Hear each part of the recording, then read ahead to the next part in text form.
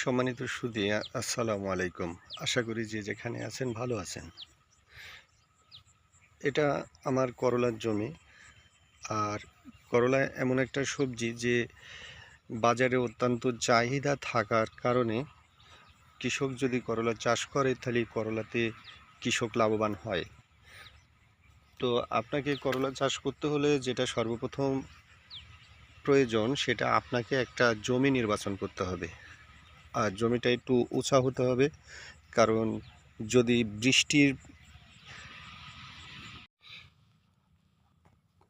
কারণ যদি বৃষ্টির পানি আপনার এই জমির এই লালাতে জমে থাকে তাহলে জমির যে করলা গাছ, এই করলা গাছগুলো কিন্তু আপনার মরে যাওয়ার সম্ভাবনা থাকে।